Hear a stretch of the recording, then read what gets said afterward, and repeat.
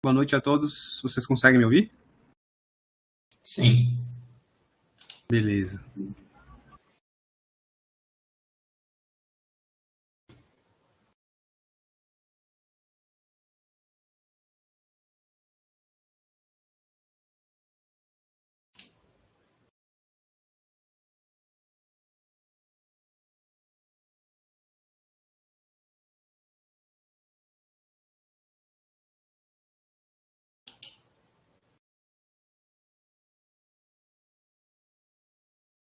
Bom, pessoal, vou aqui preparar aqui a apresentação. Deixa eu abrir aqui a apresentação.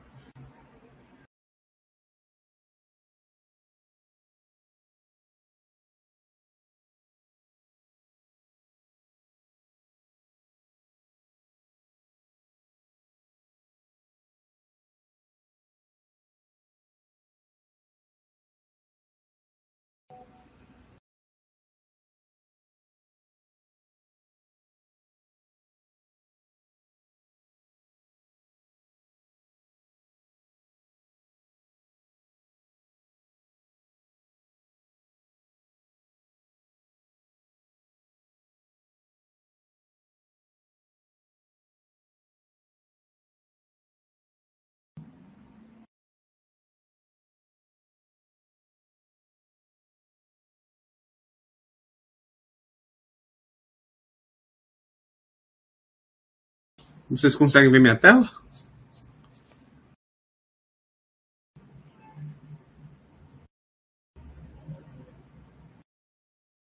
Sim, beleza. Então vamos lá. Deixa eu...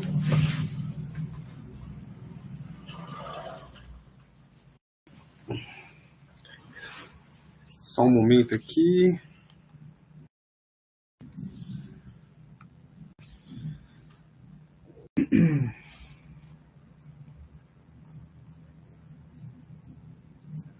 Pegar do ponto onde nós paramos aqui. Certo, a gente parou na parte de OFDM.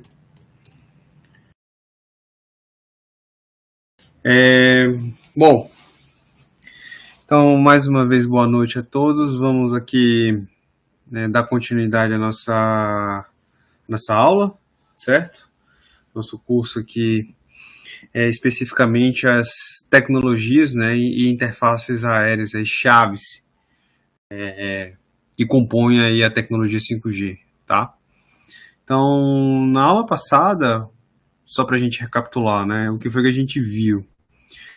Se ateve a dois aspectos, né? Então, a gente pode olhar aqui no nosso sumário, né? Dois aspectos a gente cobriu. Primeiro, a gente olhou para a parte de espectro, tá? Entendeu direitinho as bandas, né? A gente trabalhou um pouco com as bandas do 5G, tá? Que situações a gente utiliza a banda C, que situações a gente utiliza a banda sub 3, situações relevantes que pode usar millimetric wave, né? Ondas milimétricas, tá?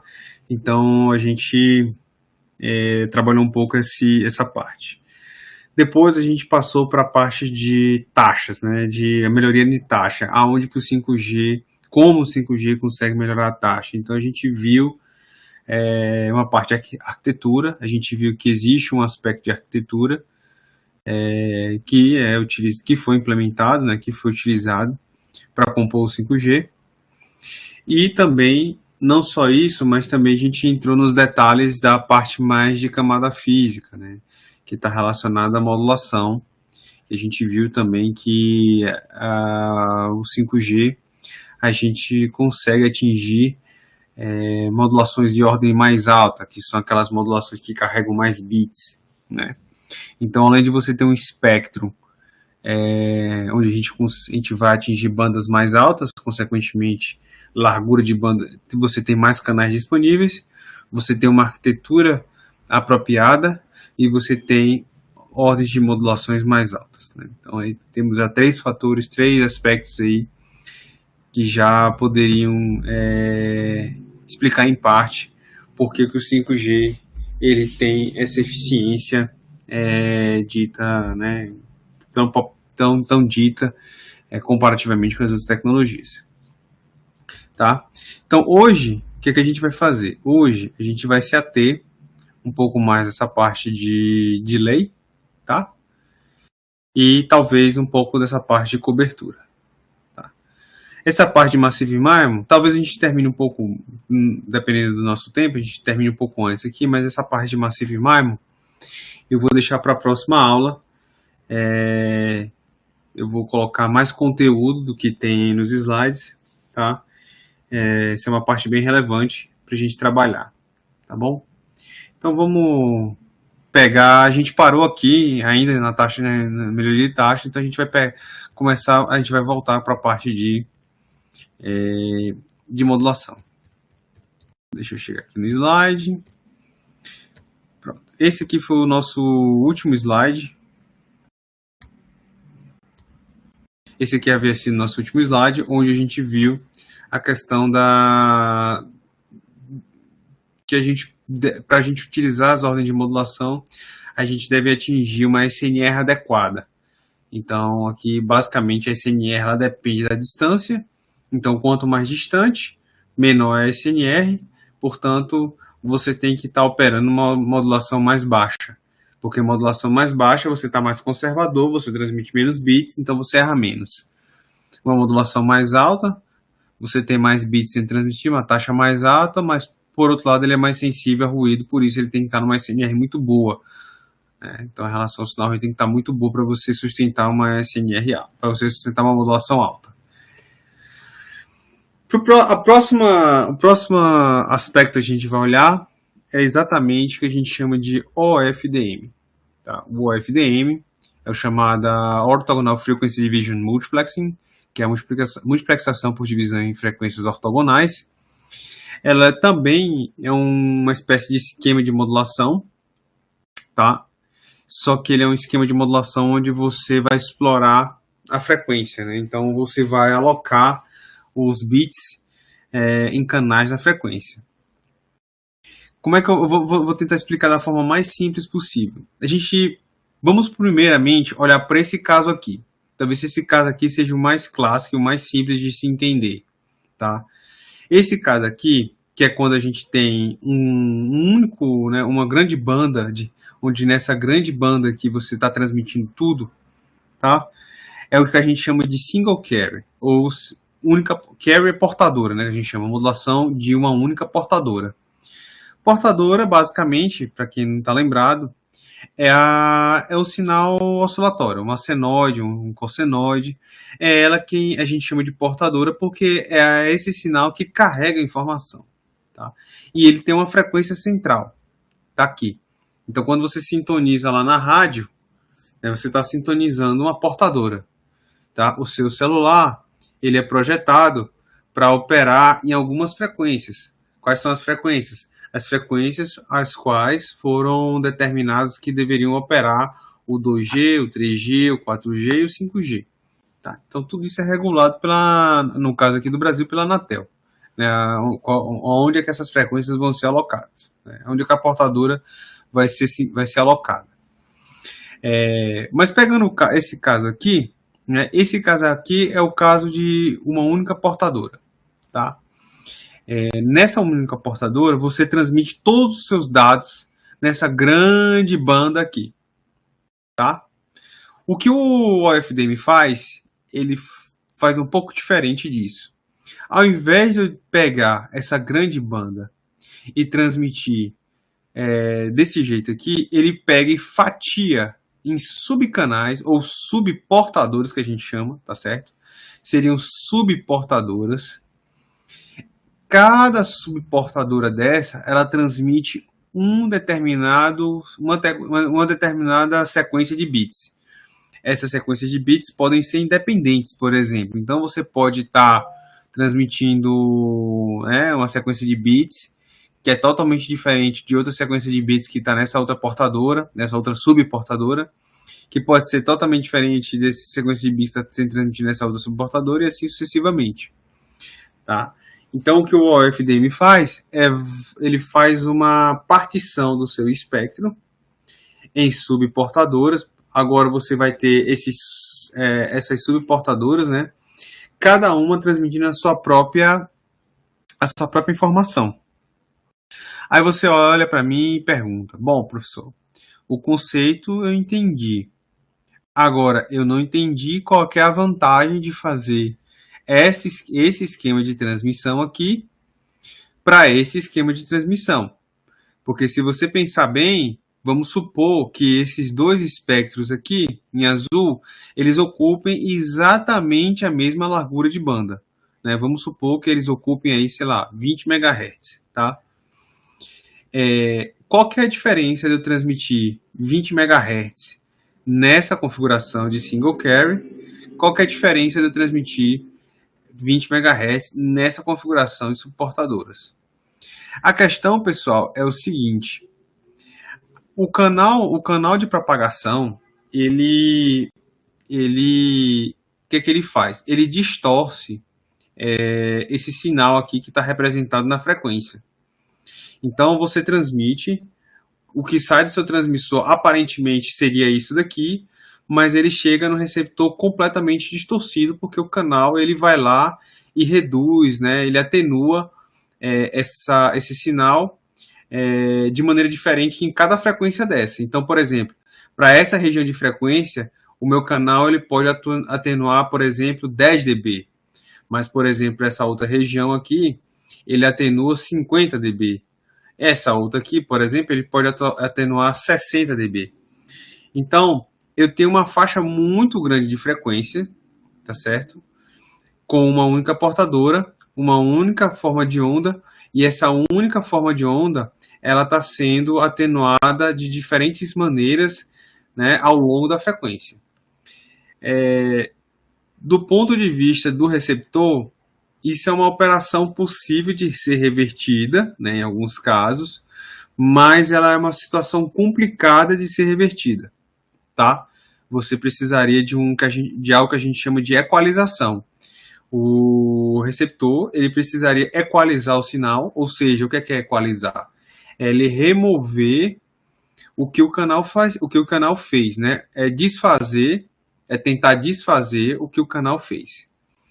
Tá, beleza, entendi o que é que o canal faz nessa forma de onda aqui, mas então aparentemente ele vai fazer a mesma coisa nessa outra forma de onda aqui. Correto, ele vai fazer a mesma coisa nessa outra forma de onda.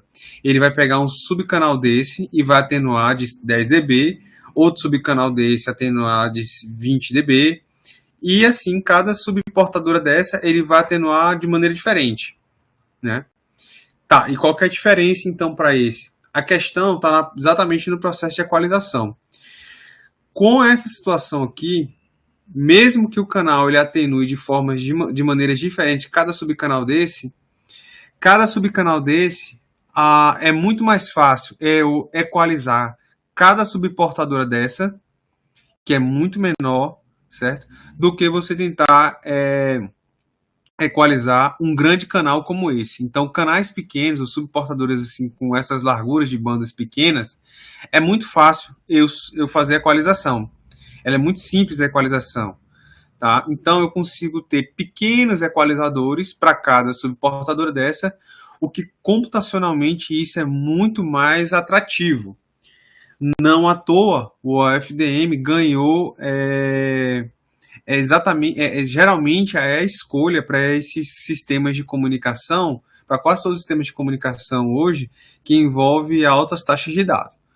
Então, se, por exemplo, você for para o Wi-Fi, se você for pegar do 4G, do 5G, todos eles são baseados em OFDM, porque ele oferece um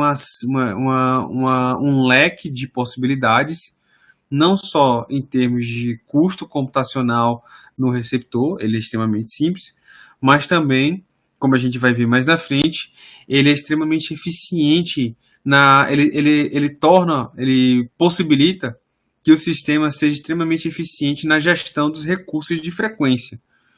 Entendeu? Então, só vamos pegar um insight aqui. Vamos supor que eu queira transmitir para 2 usuários, né? Então, o que é que eu posso fazer? Eu posso pegar metade dessas subportadoras aqui e digo que vai para o usuário 1. E a outra metade vai para esse usuário 2 aqui. tá tudo ótimo, porque cada usuário está na sua fatia de frequência, ninguém se interfere e tá tudo certo. A transmissão segue. Já nesse caso aqui, eu não tenho essa flexibilidade. Ele é um canal único de 20 MHz. Ou é o usuário 1, ou é o usuário 2, né?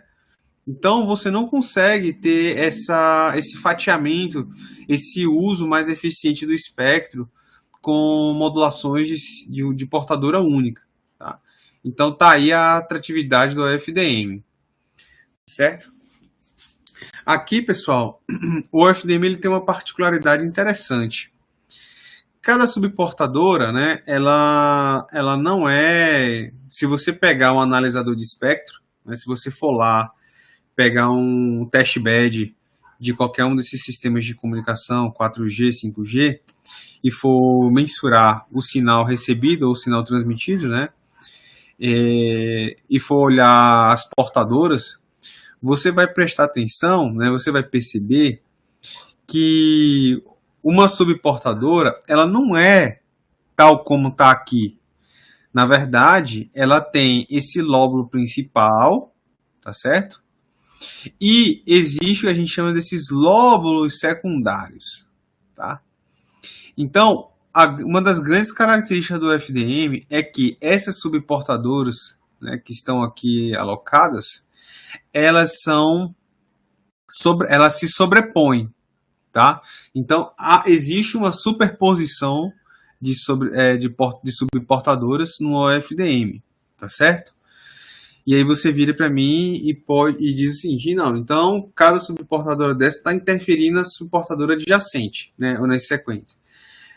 Isso também não é verdade, porque a gente consegue demonstrar, dá para a gente ver, né, quando a gente estuda mais a fundo essa modulação, que existe um espaçamento mínimo entre subportadoras, mesmo elas se sobrepondo, né, em que você consegue garantir o que a gente chama de ortogonalidade, daí o nome ortogonal. O que é a ortogonalidade? Ortogonalidade significa dizer que, por exemplo, duas subportadoras são ortogonais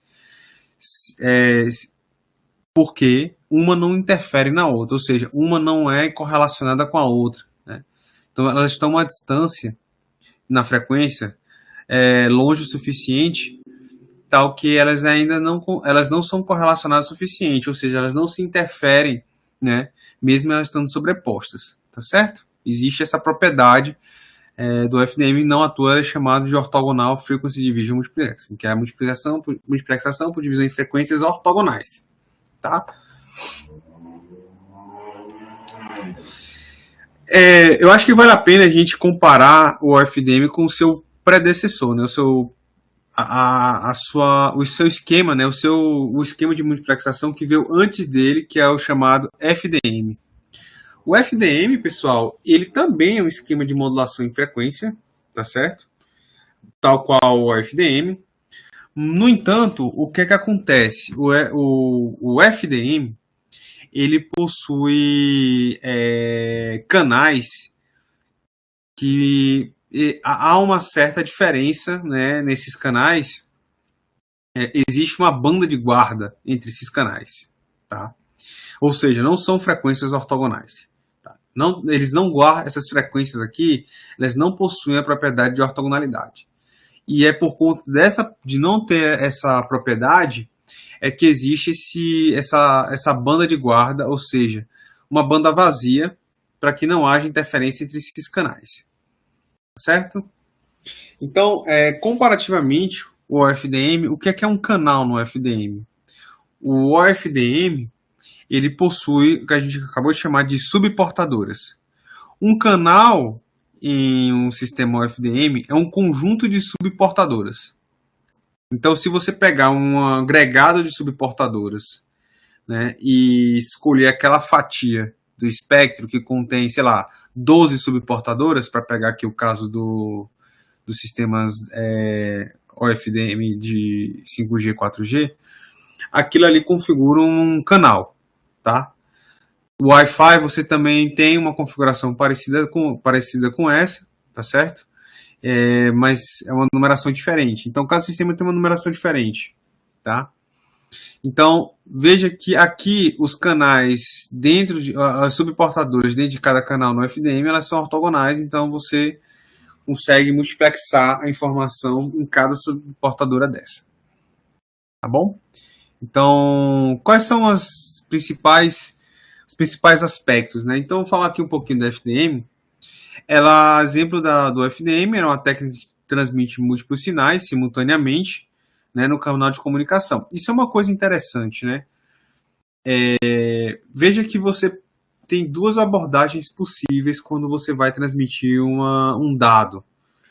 Você pode transmitir ele no tempo, né? Você pode alocar um dado período de tempo para um usuário, e você vai transmitir, e aquele usuário vai utilizar aquele instante de tempo só ele, né? Então ele vai ter uma banda disponível para ele e só ele vai transmitir naquele instante. Ou você pode fazer o seguinte, né? O exemplo que eu tinha dado anteriormente. Você pode ter dois usuários ou mais, né? Dependendo, no mesmo instante, transmitindo no mesmo instante, mas se esses usuários estiverem em canais de frequência diferentes, então eles não estão se interferindo. Então são duas técnicas de multiplexação diferentes.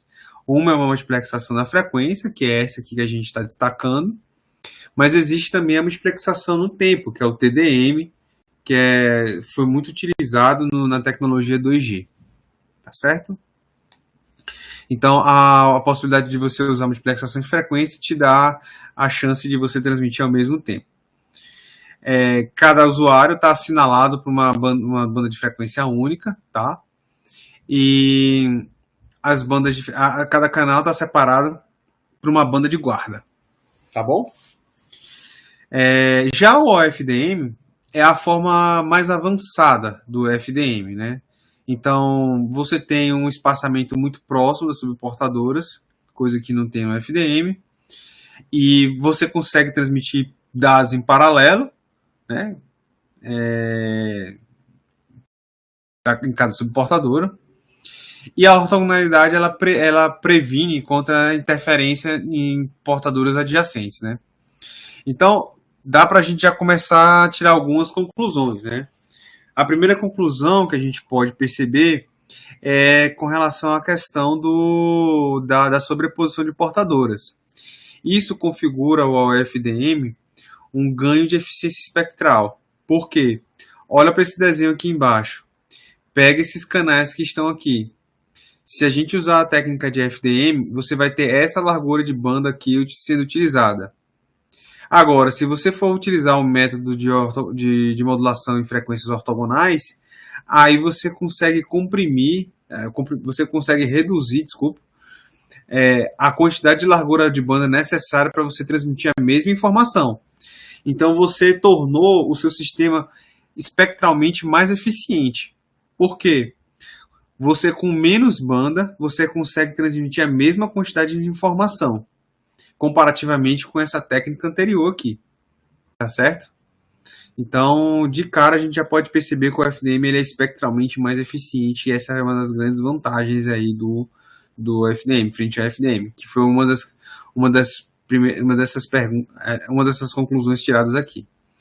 Outro aspecto é a questão da imunidade contra multipercurso. Eu vou falar um pouco disso mais na frente, mas o multipercurso ele é exatamente o que ocorre dentro da cidade, né? O sinal ele ricocheteia, né? Ele bate em prédios, no chão, né? Em superfícies de modo geral, e isso cria um leque de possibilidades de caminhos que vão do transmissor até o receptor muito grande.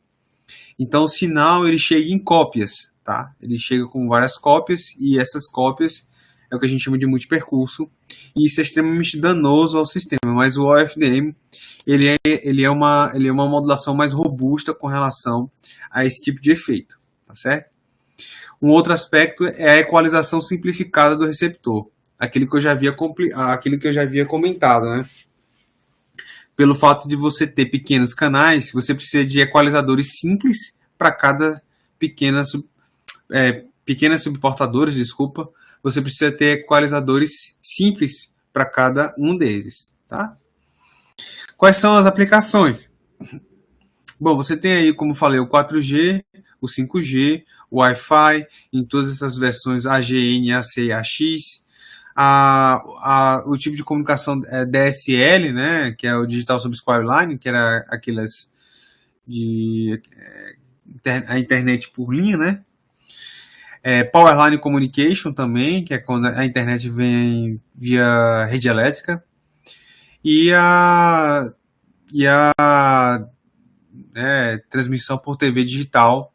Esse aqui tem um parêntese, tá, pessoal? Aqui tem um detalhe que é o seguinte: na verdade, existe mais de um padrão de TV digital. Então, se eu não me engano, o padrão que ocorre aqui no Brasil, acho que, se eu não me engano, é diferente. Não é o FDM, não. É um outro esquema de modulação, tá? Mas o FDM também é possível.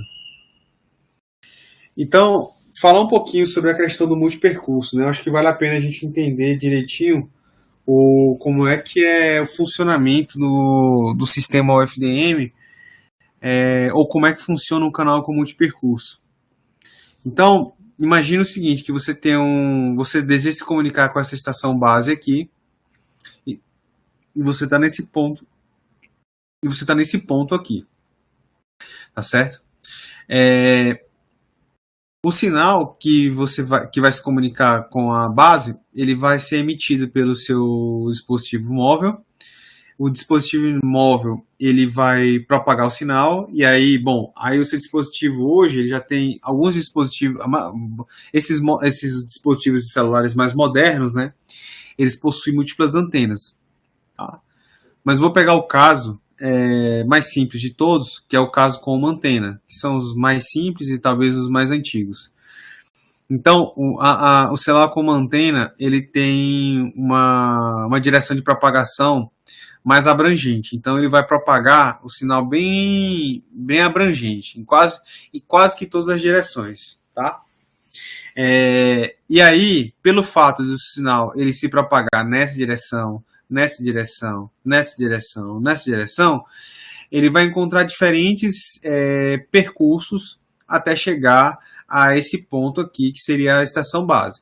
Então, você tem o que a gente chama de visada direta, que seria esse canal 1, e a visada direta, ele é o canal com menor atenuação, portanto, é ele quem vai chegar com maior energia, e todos os outros vão chegar atrasados, né? Afinal de contas, a menor distância entre dois pontos é uma reta, tá? Então, qualquer outro caminho em que envolva pontos de reflexão, ele vai demorar mais do que a visada direta. Então, ele vai chegar atrasado com relação à visada direta. E o problema é justamente esse, né? Os sinais, eles estão chegando em instâncias de tempo diferentes. E se você lembra das suas aulas de física lá, né, do ensino médio, sinais que chegam em fase, eles podem ter eles resultam numa onda construtiva. Agora, sinais que se somam em defasagem, né, eles acabam se reduzindo, acabam se subtraindo. E é exatamente isso que acontece aqui. Você tem uma coleção de sinais que estão chegando em tempos e instantes diferentes, alguns em fase, alguns defasados mais ou menos, e isso gera uma flutuação muito grande no sinal, tá certo? Então isso acaba distorcendo muito o seu sinal e acaba degradando muito a informação. Mas graças ao FDM, a gente conseguiu, é possível você ter altas taxas, tá? O FDM combinado com algumas outras, né, tecnologias, tá, pessoal? É possível você ter altas taxas, tá certo? E ainda assim, dentro do FDM existe um mecanismo que a gente chama de prefixo cíclico, que ele exatamente previne o sinal contra o multipercurso, tá certo? Então, é uma modulação extremamente robusta e muito atrativa para cenários, especialmente esses de comunicação onde há propagação de multipercurso, tá certo?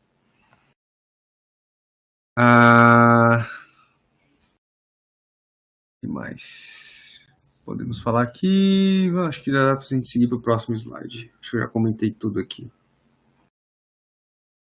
Muito bem. Então, eu acho que agora já deu para ter uma noção geral do que é o OFDM. Como é que ele funciona. A gente não sabe, talvez, os detalhes da modulação, do sinal, né, como é essa modelagem, tá? Mas vocês já entenderam mais ou menos como é que funciona o FDM, né? Essa questão do uso da frequência. E é exatamente essa característica que os sistemas de comunicação elas exploram, tá? Vou pegar aqui agora, vou pegar o FDM e vou aplicar ele num sistema de comunicação móvel, claro, seja ele 4G, seja ele 5G, tá? São os dois sistemas que usam o FDM. Então, o que é que vai acontecer aqui? O FDM, a gente já viu que ele tem algumas subportadoras. Então, se a gente pegar aqui instante de tempo e frequência, aqui, tá? Então, num dado instante de tempo, você tem as subportadoras. E aí, se você fatiar os instantes de tempo, você tem um grid, né? Um grid que a gente chama de grid tempo-frequência. Você tem aqui, para uma dada subportadora, um dado instante de tempo. Então, você tem esse quadradinho aqui, certo? Que seria uma localização, né? Um ponto no grid de tempo e frequência, tá? E aí, uma vez que você tem esse grid aqui, extremamente granular, você pode montar agora os canais, tá? Então, vamos supor que eu queira pegar agora, por exemplo, 12 subportadoras. Poderia pegar menos, poderia pegar mais. Isso vai depender da configuração de cada sistema, tá bom? Isso é pré-definido em padronização. Existe uma... Eu vou falar um pouco sobre essa questão do espaçamento das portadoras, tá? Mas os canais eles podem variar de tamanho dependendo do tanto de subportadoras que você pegue. Mas vamos pegar aqui um conjunto. Esse conjunto de subportadores ele vai te gerar um canal. Então aqui você vai ter um canal na frequência, tá? Esses canais na frequência, por sua vez, tem também instâncias no tempo. Então você tem cada quadradinho desse aqui agora como sendo a gente chama de recurso de comunicação. O que é o recurso de comunicação?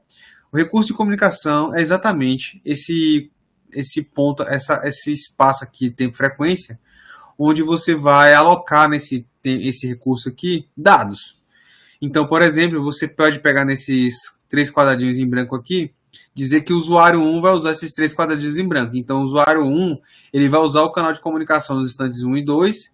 No instante 1 ele vai usar os dois primeiros canais e no instante 2 ele vai só usar um canal.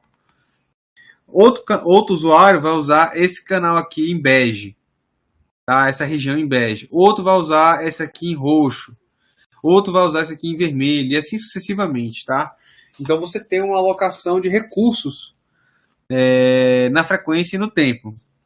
Então aí você já começa a perceber o quão vantajoso passa a ser o FDM, né? Que agora ele não é mais chamado de FDM, mas sim o FDMA, porque aqui ele deixa de ser apenas uma modulação e passa a ser também o que a gente chama de um esquema de acesso, tá?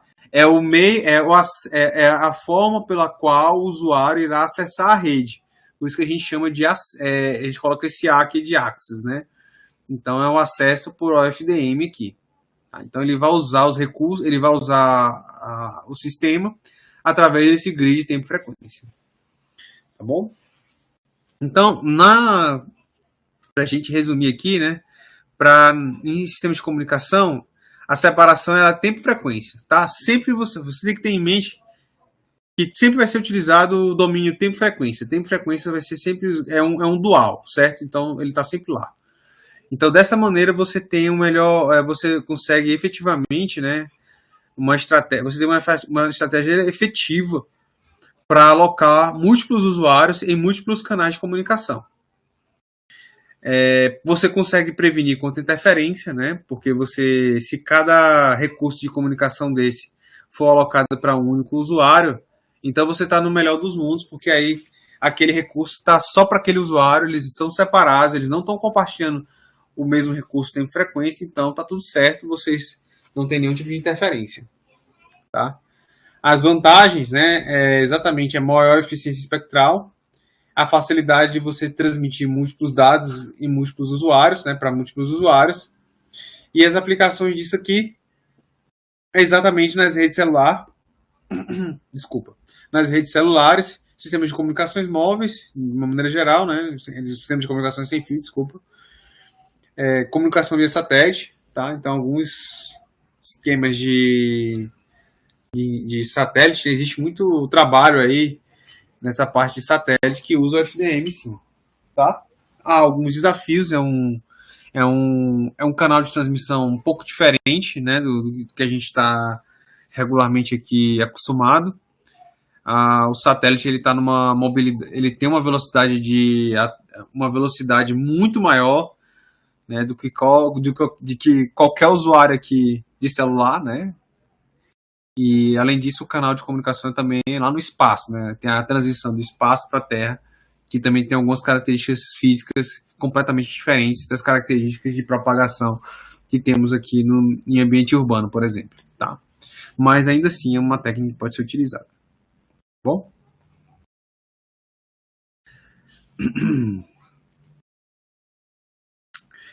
E aí, por fim, a gente chega, né? Você deve estar se perguntando, então, bom, o OFDM é usado no 4G, como você já falou, professor, e no 5G.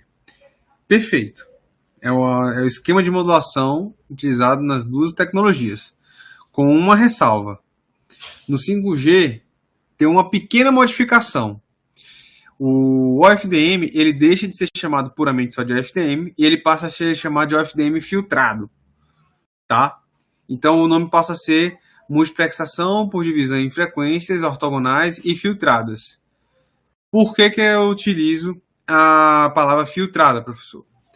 A questão é a seguinte: para você entender a razão desse nome filtrado, eu vou voltar para o 4G e vou explicar qual é o problema que existe no 4G e que foi tentado solucionar no 5G.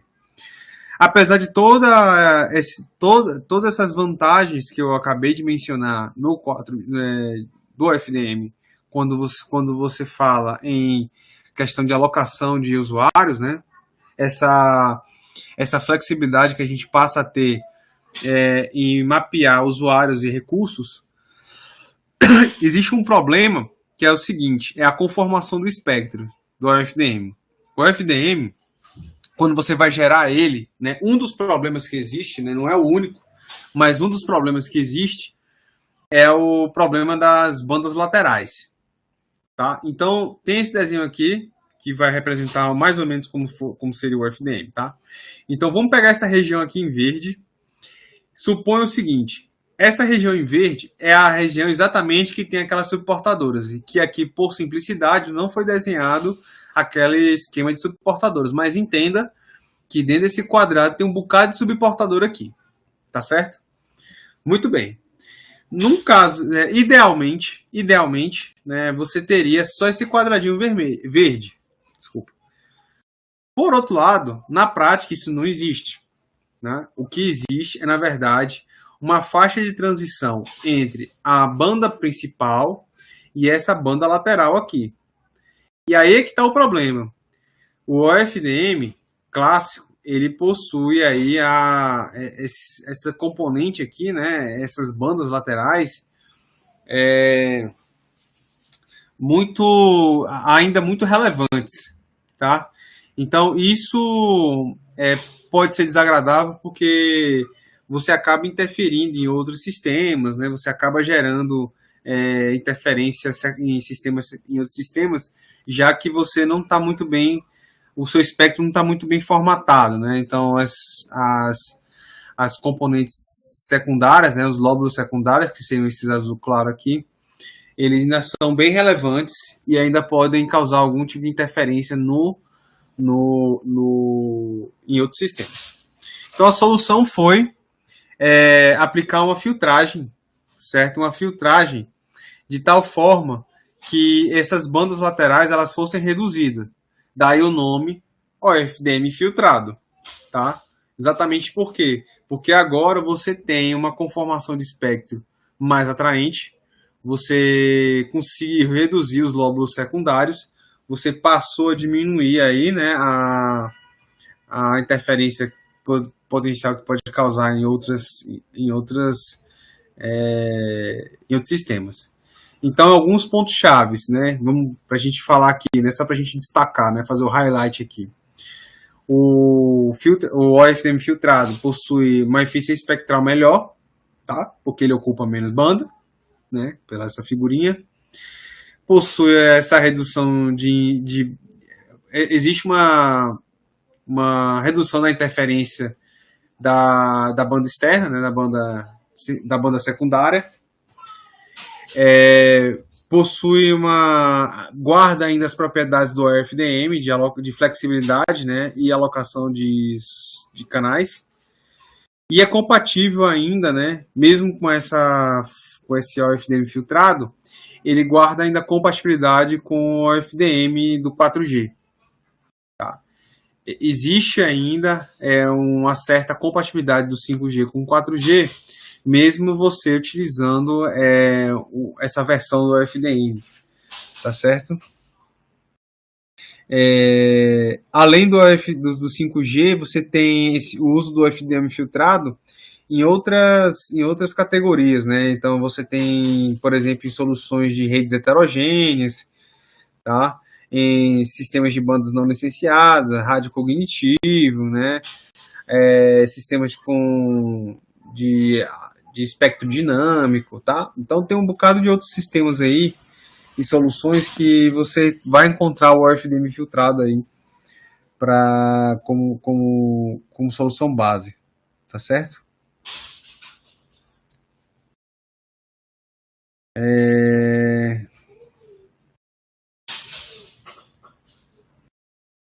Então, eu achei que valia a pena a gente recapitular aqui, tá?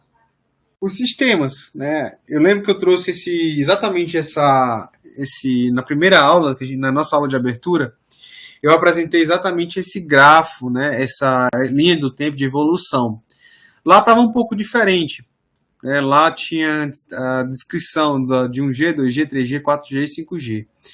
Eu resolvi aqui agora fazer o seguinte, eu resolvi nominar as tecnologias de cada geração, os nomes que elas receberam. Por quê? Porque eu acho que valeria a pena a gente fazer a evolução. Já que agora vocês já sabem os termos técnicos, já sabem já compreendem pelo menos boa parte dos termos técnicos, achei que valeria a pena a gente, por exemplo, enxergar agora que, por exemplo, esses dois sistemas aqui, eles são um sistema FM, tipicamente FM, ou seja, um sistema analógico, ou seja, não transmite bits. Ele era puramente um sistema que transmite, né, um sinal contínuo, né, sem discretização ou quantização até chegar na forma de bits. A primeira transmissão digital ela veio no 2G, né, até deu exemplo dos textos, né, da informação na forma de texto, que aqui você tem um sistema GSM, tá, que é o GFS, que é exatamente uma espécie de modulação em fase e em frequência também, dependendo de como você olha. E aqui é um sistema CDMA, tá? Ambos são sistemas digitais. Isso aqui deu evolução a um outro sistema CDMA aqui. E aqui já no 4G passou-se a utilizar o OFDM pelos motivos que eu já comentei aqui anteriormente, que é flexibilidade, né, em uso do espectro, alocação de recursos e por aí vai. Tá?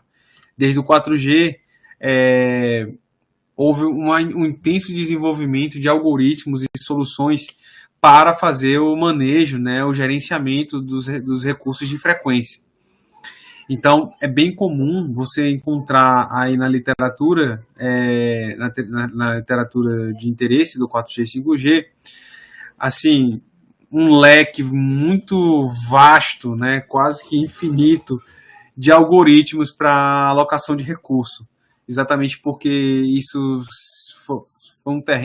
foi algo muito estudado, né, no 4G e no 5G, principalmente porque com a demanda que a gente tem hoje de dados, né, cada vez mais a gente quer ter o uso mais eficiente do espectro.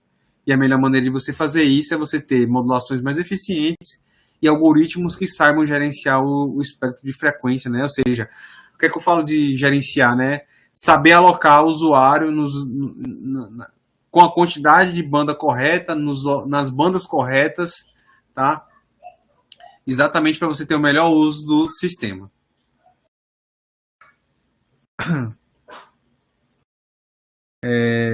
Que mais? O que eu posso falar mais? Eu acho que dessa parte é isso. Olha só, então a gente conseguiu aqui finalizar, né, a parte de atraso, certo? Aliás, de atraso não, de taxa, né? Esse aqui foi o remanescente da nossa aula passada, que é a parte do FDM. E agora a gente vai passar para esse item intermediário, fala exatamente a redução do atraso. Tá? Então, perceba o seguinte. Eu estou aos poucos, né, tentando cobrir aquele tripé lá da nossa primeira aula, né? Que vão para as aplicações de EMBB, que é Enhanced Mobile Broadband. Você tem a de URLLC, né, que é Ultra Reliable Low Latency Communication, né, que é exatamente comunicação de baixa latência, né, que já vai entrar essa parte aí. E temos a parte de Massive Machine Type Communication, que é o MMTC, né, que é exatamente você ter uma quantidade massiva de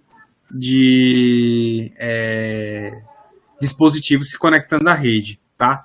Então, agora a gente já sabe quais são as tecnologias mais relacionadas à taxa, e agora a gente vai saber quais são as soluções mais relacionadas à redução de latência ou atraso, certo? Deixa eu ver aqui se há alguma pergunta aqui. Beleza, aparentemente está ok. Vamos lá, então. Então vamos começar aqui entendendo as estruturas por trás, a estrutura, né? As estruturas que dominam, né? Que compõem os recursos de comunicação, né? Me fugiu aqui o nome, né? Então, nas redes celulares, e aí, de novo, do 4G e 5G, os recursos de tempo, né, eles têm uma organização e uma estrutura específica, né? Estrutura essa para realizar a transmissão de dados, tá? Então, você não pode transmitir os dados no tempo que você quiser, na duração que você quiser, né? E na verdade existe uma estrutura, uma hierarquia que o sistema ele obedece, tá certo? Então, esses recursos eles são divididos, né, de uma forma hierárquica, né, unidades hierárquicas, que é exatamente o radio frame, subframe, slot e símbolo. Tá? O que é o radio frame? O radio frame é exatamente essa unidade mais larga, né, no domínio do tempo, né, na transmissão. Tá? Então, tanto no 4G quanto no 5G, um radio frame ele equivale a 10 milissegundos, tá? Então, o tempo de transmissão, né, de dados, o período básico, né, é exatamente de um radio frame, que é de 10 milissegundos. Aí, dentro do radio frame, você tem exatamente a estrutura que a gente chama de subframe. Tá, então ele é menor do que o radio frame, e no 4G especificamente ele é dividido, um radio frame é dividido em 10 subframes, tá? Cada subframe desse ele varia aí em 1 milissegundo, tá? Se você tem 10 radio frames, então você vai ter aí 1 milissegundo, tá? Aí a diferença já começa aí no caso da duração do subframe, tá? O subframe, pessoal, ele no 5G ele pode, né, variar um pouco, né? Ele pode durar, aliás não, o slot, né, que é o próximo seria, né, dentro do subframe você tem os slots, né? Depois eu falo do 5G. Dentro do subframe você tem os slots.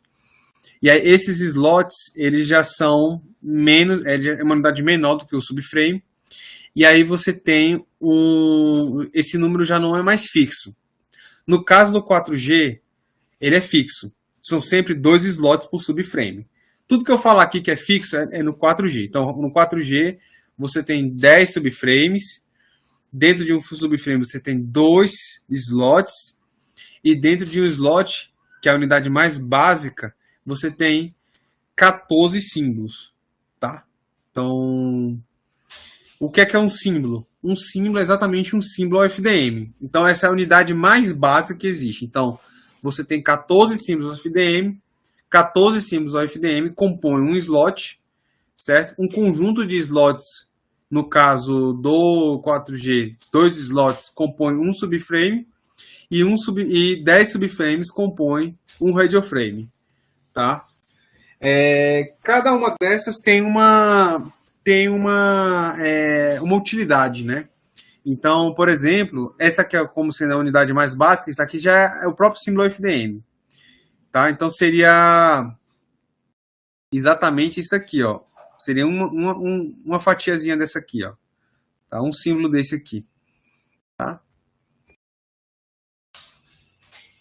E aí, 14 símbolos seria um slot. Aí, o slot, que é a menor unidade de dados, né? Ele é usado essa unidade aqui é o que os algoritmos de escalonamento, né, de alocação de recursos e os algoritmos de sincronização se baseiam, né, nessa unidade de tempo aqui para executar as tarefas de sincronismo e alocação de recursos. Tá? Então, é baseado nessa unidade de tempo aqui que é o slot. Já o uplink e o downlink, né, eles se baseiam exatamente no subframe. Tá bom? E por fim, você tem um conjunto de subframes que vai lhe dar exatamente o radio frame, tá? Que é a transmissão como um todo já. Ok? Aí aqui que vem a diferença do nosso... Exatamente do 4G para o 5G. Exatamente nessa arquitetura, nessa hierarquia. No 5G, existe uma coisa chamada numerologia. É esse o nome mesmo, é a numerologia. Mas você vai entender por que se chama numerologia. A numerologia, ela se refere ao espaçamento que uma subportadora e duas subportadoras têm. Né? Então, se a gente voltar aqui nessa figurinha aqui, você percebe que duas subportadoras aqui, tá? Elas têm um espaçamento. Espaçamento esse que é suficiente para garantir que elas sejam ortogonais, tá certo? No 4G, esse espaçamento ele é fixo e ele é de exatos 15 kHz. No 5G, esse espaçamento ele não é fixo. E aí, pelo fato dele não ser fixo, de nós termos algumas possibilidades de espaçamento, é que você começa a ter variações nessa hierarquia aqui. Então, por exemplo, no 4G que eu falei aqui, que um subframe tinha 2 slots, isso só é válido se o espaçamento for de 15 kHz. Se o espaçamento for de 30 kHz, né, aí já muda, né? Então já é uma outra configuração, já é uma outra componente a quantidade de slots já muda, tá certo? E só o que não muda é que cada slot ele pode durar mais ou menos, mas ele sempre vai ter 14 símbolos OFDM, tá? Então um slot ele sempre tem 14 símbolos OFDM, não importa o espaçamento, mas ele pode durar mais ou menos, tá certo? Então, por exemplo, se você aumenta, né, o espaçamento para 30 kHz, você dobrou a largura de banda, você reduziu pela metade o tempo do slot, tá certo? Então, o que antigamente caberiam 2 slots, se você reduziu pela metade, agora vão caber 4 slots dentro de um subframe. Tá entendendo? Então, perceba que com essa questão da numerologia, no 5G, você acaba alterando essa hierarquia que existe no radio frame, subframe, slot e símbolos OFDM. Tá? Bem aqui, ó, tem uma tabela de configuração que diz aqui mais ou menos exatamente a numerologia. Então, a numerologia 0, ela se refere exatamente ao caso do 4G. A numerologia 1 é que seria os 30 kHz, a número 2 seria 60 kHz, a numerologia 3 vai 120, 240 e 580, né? 480, desculpa. 480, a última. Tá? Então, essas seriam as separações de portadora. Aqui ele dá em função do tempo. Tá, pessoal? Então, seria em função do tempo na configuração do slot.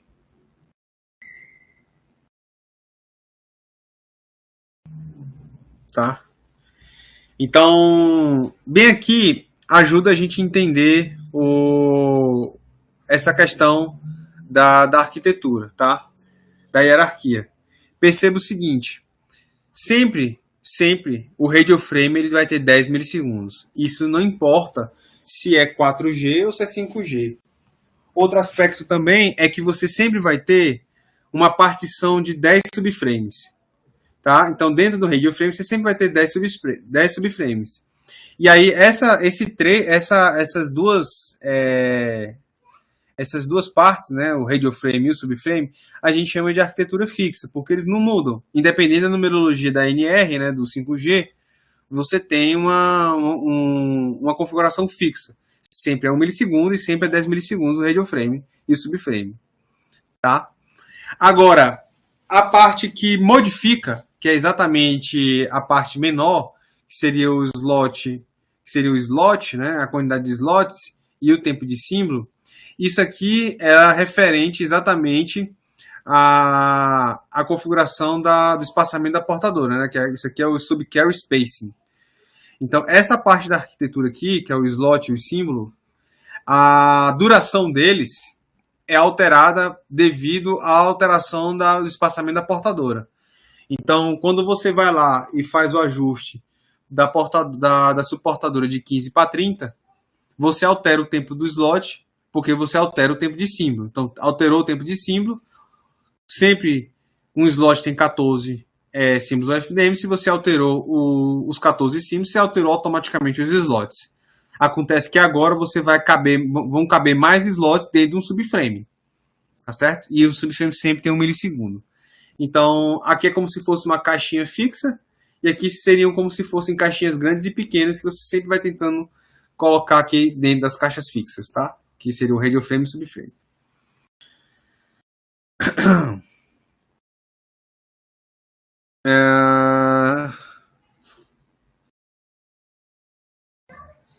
Vamos lá. Agora, antes da gente prosseguir, né, antes de eu começar a falar um pouco sobre algumas particularidades, né, do slot especificamente, uma pergunta natural que surge é a seguinte, né, e eu gostaria de começar a discutir isso agora, porque isso vai nos ajudar também a entender muita coisa que vai vir nos próximos slides. Então, uma coisa que vale a pena a gente se questionar agora, parar e pensar e refletir, é o seguinte. Bom, as duas arquiteturas, elas são similares. Na verdade, se você pensar bem, né, se olhar assim para a linha do tempo, o 5G, ele herdou a arquitetura do 4G. Mas o 5G, ele tem essa questão da numerologia que ele altera o tempo do slot, né, o tempo de símbolo, o tempo do slot é alterado. E aí fica a pergunta, por quê, né, por que eu tenho essa... Qual foi a necessidade, qual foi a motivação de se incluir esse aspecto da numerologia, ou seja, esse aspecto em que você altera a largura de banda da subportadora, né, o espaçamento da subportadora. E aí, para eu poder explicar isso, a gente tem que voltar lá para as nossas aulas de espectro. E ali a gente vai encontrar a nossa resposta. Se você se lembrar bem, a gente tem, lá naquela figurinha do espectro, a gente tem o 5G, quando ele foi projetado para quais bandas? Não. Então ele pode operar, digamos assim, sub 3 GHz, ele pode operar na banda C, né? Ele pode operar nas bandas de onda milimétrica, que seriam que é na ordem que são aquelas frequências alocadas em 28, né? 40 GHz, 50 e tantos GHz, tá? Então, ele tem esse aspecto que por si só já se diferencia do 4G. O 4G ele está ali muito bem na sua banda de 3 GHz, de sub 3, né? Tá ali na banda sub 3 e é só ali. Não tem nenhuma outra banda. Enquanto que o 5G ele opera em várias bandas. Ele pode, né? Ele é um sistema único que opera em várias bandas. E aí daí você começa a entender, pô, eu tenho um sistema que antes ele operava só em uma banda específica, uma banda de canal, um espectro de canal, né, um espectro onde ele tem naquele espectro ele tem determinadas características de propagação, tá? E aquelas características não mudam muito, porque você está na mesma faixa de espectro. Então não preciso ter uma arquitetura que seja configurável, né? Se eu encontrar uma arquitetura que funcione para mim naquela banda, eu vou manter aquela arquitetura e vou ficar operando naquela. É exatamente essa a ideia do 4G. Ele tem essa estrutura de radio frame, subframe, slot e símbolo fixa, né, com pouco grau de alteração, né, quase nada, porque ele opera em condições de canais muito, muito similares, né? Em casos de uso, que são todos eles muito naquela faixa do espectro. Já o 5G não. O 5G ele pode ter um sistema que opera em 28 GHz, como pode ter um sistema que opera na mesma banda do 4G. Então daí eu preciso de um esquema configurável de radio frames, de slots e um esquema configurável de tempo que atenda a diversas necessidades, tá? Então, por exemplo, na banda de gigahertz, de millimeter wave, o que foi uma das coisas que eu mais falei, que naquela faixa do espectro você tem canais você tem uma grande quantidade de canais livres, ou seja, há muita banda, ou seja, a banda abundante. Você pode se dar ao luxo de ter um sistema com canais de largura de banda maior. Se o canal pode ter uma largura de banda maior, eu posso fazer o quê? Eu vou espaçar mais eu vou espaçar mais a minha portadora. Para quê? Para eu alargar mais o meu espectro. Então, quando eu estou nas frequências mais altas, eu vou usar configurações da numerologia que me proporcionem um espaçamento de portadora maior, né?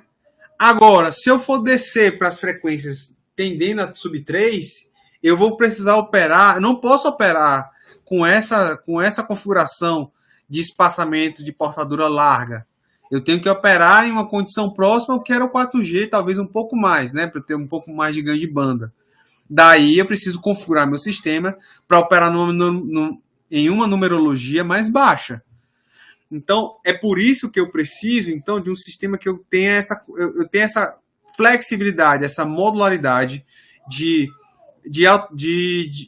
alterar, né, o tempo do meu slot, do símbolo e do subframe e do radio frame. Né? Eles precisam ser ajustáveis. Mas, ao mesmo tempo, eu preciso ter alguma coisa compatível com o 4G. Por isso, o radio frame e o subframe, eles são compatíveis com o 4G. Só o slot e o símbolo, eles são alterados, né? Ou seja, dentro dos subframes e dentro do radio frame que você altera. Mas essa base de 1 milissegundo, 10 milissegundos, ela é fixa, o que torna aí algo compatível com o 4G. Tá certo? Então, vamos lá.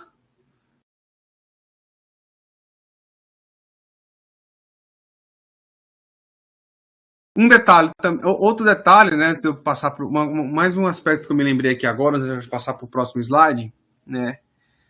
Se eu tenho uma maior largura de banda, eu tenho o quê? uma maior vazão de dados. Se eu tenho uma maior vazão de dados, eu tenho o quê? Provavelmente, os meus símbolos OFDMs, eles encurtaram no tempo. Ou seja, eu estou numa transmissão de dados mais rápida. Né? Meus símbolos são mais curtos. Né? E aí você começa a entender que, para eu atingir baixas latências, eu também preciso ter uma situação de numerologia mais alta. Tá certo? Ou uma condição próxima a isso, tá? Que me favoreça essa configuração, né?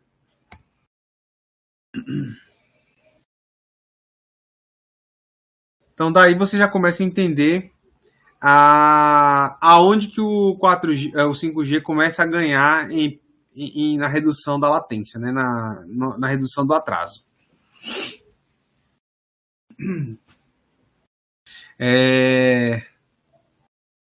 Bom, vamos aqui ao próximo slide, né? Que fala sobre o formato do slot na NR, né?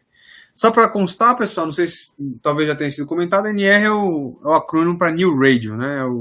Como é chamado aí o padrão do 5G, tá? Então, o slot, ele possui alguns tipos, tá? Há algumas maneiras de você organizar os slots no tempo e na frequência, e algumas maneiras diferentes de você acomodar as necessidades de comunicação, né? Que são os canais de downlink e uplink. Nesse caso, você pode ter 3 tipos de slots. Você pode ter um slot do tipo downlink, né? Downlink, né? Que aí ele vai servir somente para a transmissão de downlink, tá? Ou seja, são dados que saem da base station, da estação base, para o usuário. E você também tem os slots tipicamente apenas de uplink, que nesse caso ele vai transmitir dados do usuário para a base. E por último, você vai ter um slot que a gente chama de flexível, né? Esses slots eles podem ser usados tanto para downlink, quanto para uplink, quanto também para os que a gente chama de período de guarda, certo? Que é quando você quer fazer uma semelhante à banda de guarda na frequência, mas você quer fazer no tempo, né? Então a gente chama de período de guarda. Entre 2 transmissões você quer colocar um período que você não transmite nada, para você ter evitar interferências, né? Afinal de contas o sistema precisa de sincronização, às vezes a sincronização dos canais não são perfeitas, e você pode acabar gerando interferência se você transmitir muito próximo um do outro, tá? Então você tem essas possíveis configurações, tá? Esses possíveis tipos de composição de slot. E aí, existem algumas combinações, né? Alguns tipos especiais de slot que você pode combinar. Né? Então, por exemplo, você pode ter combinações do tipo 1, que seria você ter o downlink, mais combinar, né, o slot downlink com o slot flexível. Tá? Você pode também combinar o slot uplink com o slot flexível, tá? E aí ambos vão servir para downlink e uplink respectivamente, mas aí eles vão ter algum outro uso para esse trecho aqui, possivelmente para algum período de guarda, tá certo? E você vai ter ainda a possibilidade de combinar downlink, uplink e flexível, tá? Então você tem aí, você pode destinar mais tempo, né, para downlink e menos tempo para uplink, por algum motivo. Você pode destinar menos tempo para o downlink e mais tempo para o uplink. Entre um e outro você pode ter esse período de guarda. Isso aí, pessoal, esse esquema ele é muito útil no que a gente chama de TDD. O que é o TDD? É exatamente esse esquema de transmissão onde você particiona canais de downlink e uplink no tempo. Então, por exemplo, você está na mesma frequência, né? O usuário ele tem um canal de uplink e downlink na mesma frequência. Então você não pode transmitir uplink e downlink ao mesmo tempo, se está na mesma frequência. Então o que é que você faz? Você primeiro transmite você aloca um instante de tempo para um dos canais de downlink, aí você recebe, espera um pouquinho e aí você transmite uplink e vice-versa. Você pode transmitir uplink, espera um pouquinho e a base transmite downlink. E aí fica nesse esquema que a gente chama de TDD. Tá?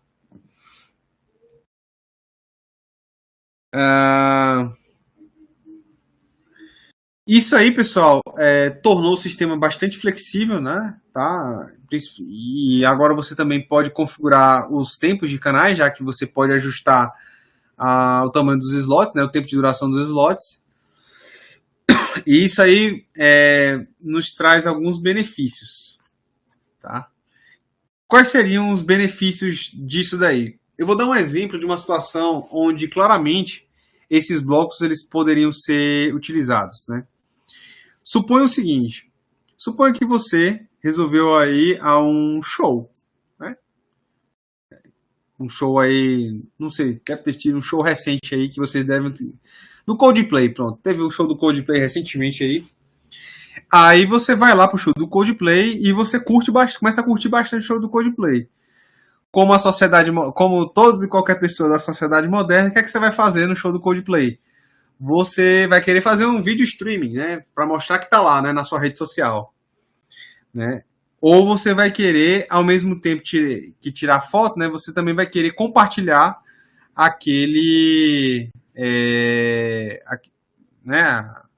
aquelas fotos, né, ou aquele vídeo, enfim. Então você vai ter duas situações. Você pode querer fazer uma live, que aí você vai precisar muito do canal de downlink, ou você pode querer compartilhar informações nas mídias sociais, né? Ou fazer um live stream, enfim, fazer upload de fotos, que aí você vai precisar muito do canal de upload, no canal de uplink. Então, a correta configuração da carga de downlink e de uplink, né, vai ser essencial para poder atender os requisitos que você deseja, né? Então, se você quer misturar vídeo streaming com compartilhamento de texto social, muito provavelmente você vai precisar ter um downlink, um período de downlink maior, né? E de uplink menor. Tá? Mas se você quiser fazer, por exemplo, uma live streaming, né? Se você quiser transmitir você para o mundo, né? Digamos assim, o seu canal de uplink vai ser bem maior, tá? E o canal de downlink menor. Ou se você quiser ter serviços, né, intercalados, né, intercalar serviços, né, de mais ou menos o mesmo grau de demanda, você pode, né, configurar para o tipo 4.5 aqui. Então, perceba o quão flexível, né, as possibilidades que a gente tem com esse novo formato da NR, né? Ele vai atender a um número de casos de uso muito maior do que se eu tivesse apenas meros slots de downlink e uplink, tá? Então, é incomparável aí os benefícios, né? Você, então, pode, no caso, com essa situação, você pode adaptar as flutuações, né, de tráfego, downlink e uplink. Você pode ter uma maior experiência com esse tipo de situação, né, com esse tipo de configuração. E você, com certeza, vai maximizar a capacidade da rede, né, utilizando de maneira mais eficiente os canais, né, os recursos de tempo. Tá certo?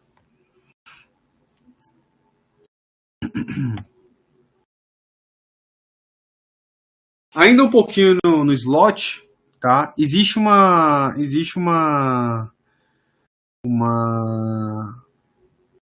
termo, né, que a gente chama de slot autocontido, né, self-contained slot. O que é que significa isso, né? Que é uma estrutura de slot em que o objetivo dela é minimizar ou encurtar o atraso de ida e volta, né, digamos assim, é o round trip travel, né, que é exatamente você precisar fazer um downlink depois o uplink, né? Então, a ideia é que no mesmo slot você faça os dois. Então, você tem um downlink self-contained slot, que é quando você tem o downlink, você utiliza o slot para downlink, e nesse mesmo slot você usa aquele slot, usa aquela configuração, né, de período de guarda, e em seguida o de uplink, onde nesse uplink você já faz o requisito, né, do protocolo ARC, né? Então, nesse caso aqui, você já vai ter, você usa os dados da downlink e no mesmo slot já dá o retorno do ACNAC pertencente ao protocolo ARC. Dessa maneira, você não precisa, por exemplo, em um slot, você vai lá, recebe os dados. Aí em outro slot, né, em outro slot você vai lá e faz o protocolo de uplink. Você usa o canal de uplink para transmitir o ACNAC do protocolo ARC. Tá? E aqui não, no mesmo slot você faz as duas coisas, você reduz o tempo exatamente esse tempo, né, de ida e volta, de downlink e uplink, você reduz o tempo total. O caso contrário também é verdadeiro, né? O uplink self-contained slot, né? O slot é usado no uplink scheduling, né? Que é exatamente o escalonamento do uplink, e exatamente nos dados de transmissão. Então, o que acontece? No slot vem a informação da base para o usuário, de como é que ele deve se posicionar na frequência e no tempo, né? Aonde que ele vai estar, que canal, né? Que recurso, tempo e frequência ele deve ser alocado. A informação chega aqui, né? Isso demanda muito menos vazão de dados, por isso que ocupa menos slot. Mas já os dados de uplink do usuário, não. Os dados de uplink do usuário precisam de mais canal. Então, ele vai ter um tempo maior que de uplink para fazer a transmissão. Certo? Então, daí, pessoal, a importância de você fazer de você ter esse self-contained slot, né? Você economiza tempo aí, né? E aonde é que eu posso utilizar isso, né? Qual um possível exemplo da importância do self-contained slot, né? Então, de novo, vou trazer aqui para um caso prático, né? Suponha que um dos cenários previstos aí, né, muito se fala da indústria 4.0, né, que o 5G ele vai impulsionar, tá, a indústria 4.0. Ela é uma das tecnologias habilitadoras da indústria 4.0, né? Por quê? Porque ela contém ferramentas, contém mecanismos em que a latência, né, a latência vai ser reduzida de comunicação dentro do ambiente de fábrica. Um dos mecanismos que tem esse potencial é exatamente essa característica de self-contained slot, né? Então, por exemplo, se você imaginar que dentro de uma fábrica inteligente há vários sistemas automatizados com um requisito de comunicação em tempo real e coordenação, vou dar um exemplo aqui, robôs, né, linhas de robô, né, aquelas linhas automatizadas, né, veículos autônomos, monitorar e controlar sistemas em tempo real. Todas essas três aplicações que eu acabei de mencionar exigem uma agilidade, um tempo de resposta, um tempo de latência muito baixa. Então você precisa ter a alocação correta, né, do downlink, quando você precisa realmente ter a vazão de dados necessária no downlink, tá? Mas ainda assim mantendo um grau de uplink, que é para você mandar o protocolo, para você usar o protocolo ACNAC, para você mandar os sinais ACNAC, no caso do downlink self-contained, e você precisa ter, em alguns casos, também uma alta vazão no uplink. Para isso, mas ao mesmo tempo você precisa garantir o mínimo de tempo para que a base diga para os usuários, né, os dispositivos, aonde eles devem se posicionar, como eles devem ser alocados no recurso tempo e frequência. Tá certo? Então, qual é o benefício disso? Né? Qual que é o benefício direto desse tipo de é exatamente isso que eu acabei de falar, é a redução da latência, né? Você consegue ter o tempo de transmissão, né, reduzido. Você consegue também ter um melhor uso do espectro, melhora a sincronização, tá? E você aumenta também a confiabilidade da rede, já que você vai ter aquelas aplicações que demandam, de fato, tempo real, né, vão ser atendidas, e ainda assim você ainda vai ter os canais de uplink e downlink disponíveis para suas atuações, né? Tá certo?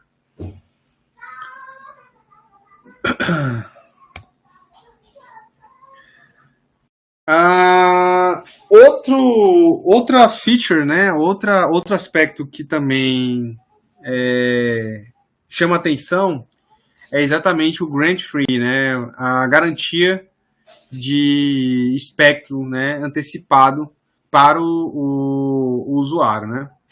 Então, como é que funciona? O que é o grant free scheduling, né? O que é o escalonamento grant free?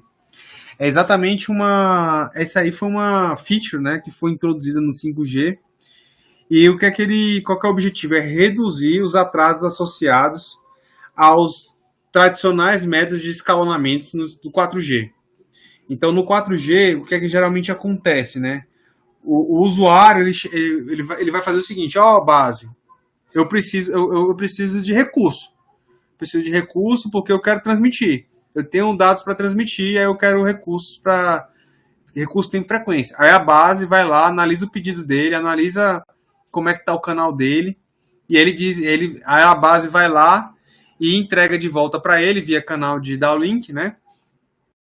E diz o seguinte: olha, tá aqui o seu recurso, isso aqui que foi. Desculpa. Isso aqui que foi alocado para você e você já pode usar. Aí ele vai lá e transmite os dados dele. Só que qual que é o problema? Você gasta tempo, né, em pedir da requisição, garantir o acesso. Exatamente isso aqui que é o round trip travel, né, que é o RTT. É exatamente isso aqui que gasta tempo. E aí no 5G, para as aplicações de URLLC, esse tipo de pedido aqui foi eliminado, tá? Não tem mais.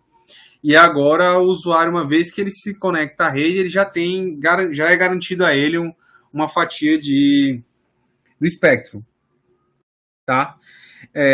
Isso aí realmente, né, elimina a questão do request, né, e do approval, do requisito da aprovação, do pedido da aprovação, e isso exatamente reduz a latência da rede, né, o atraso da rede nas comunicações de dados, né. E aí, isso aí particularmente passa a ser sensível, né, atrativo em algumas aplicações de IoT que envolvem esse tipo de dado, né, o RLLC, e, por exemplo, cidades inteligentes, né. Cidades inteligentes você tem uma série de situações onde o IoT vai demandar um serviço do tipo o RLLC, por exemplo, gerenciamento de tráfego, né? Gerenciamento de tráfego, você imagina que você precisa ter um monitoramento quase que em tempo real, você precisa ter em alguns momentos uma atuação ágil para evitar acidentes, né? No caso de cidades inteligentes, tá certo? Então você precisa de serviços tal como esse, né? Que tem um grant free scheduling, né? Que é exatamente essa que é a garantia do espectro para o usuário, né? Então, esses são os benefícios, né? Redução da latência, melhora a eficiência espectral, né? E simplificação da sinalização também é um outro aspecto, né? Você reduz sinalização. Reduzir sinalização sempre é uma boa coisa, pessoal. Porque lembra, eu estou gastando recurso de comunicação aqui, não estou transmitindo dado nenhum. Tá? Então, sinalização, quando ser reduzida, é uma boa... É sempre um bom... né? É vista com bons olhos, né? Só que, né, não existe almoço grátis, né? Aparentemente, isso parece ser ótimo, né? Parece ser interessante. Tem um grande benefício que a gente acabou de ver. Mas a gente precisa lembrar o seguinte, né? esse processo aqui, quando foi criado no 4G, ele foi criado por algum motivo, né? Tá? Então, qual que é o problema? Então, vamos lá, vamos aos desafios, né, de se implementar o Grand Free. O desafio primeiro, né, que eu poderia citar, é a questão do gerenciamento da interferência, né?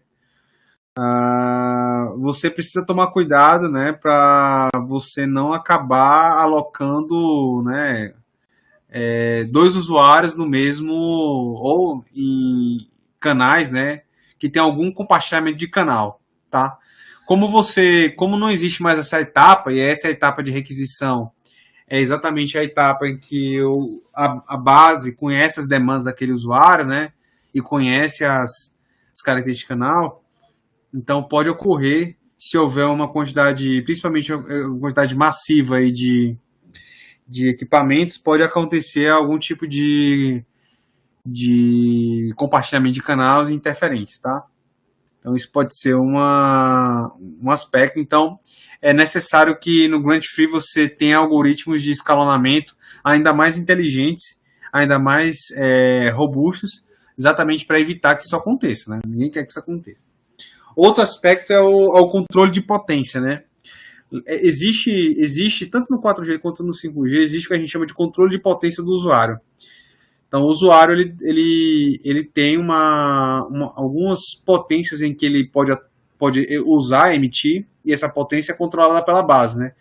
Como o usuário vai alocar potência no espectro é exatamente um algoritmo que roda no sistema, né? Em conjunto com o usuário, para definir quanto de potência em que frequências ele vai alocar, tá? E se esse processo está envolvido aqui, ó. Então, se retirou esse processo, esse controle de potência também pode ficar desbalanceado, tá? Então pode ser um desafio, então, fazer um controle de potência com o sistema Grand Free. Tá?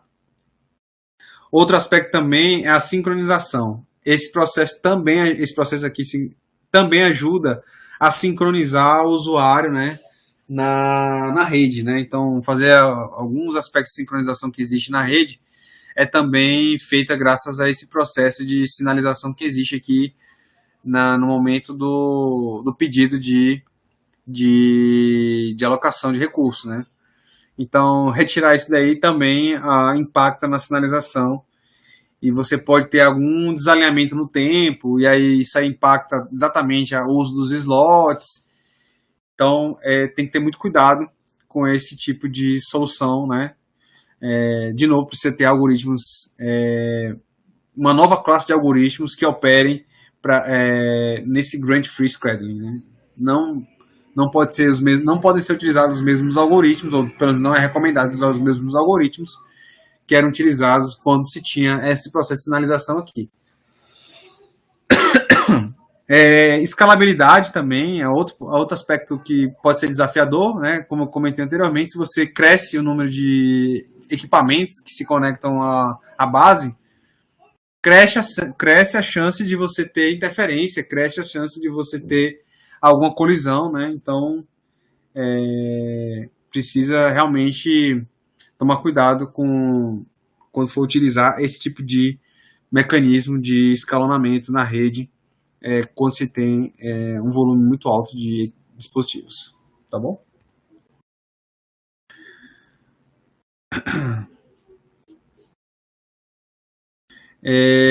Que mais? Próximo, né? Vamos aqui ao próximo. Então, esse aqui tem muita coisa que eu posso falar, né?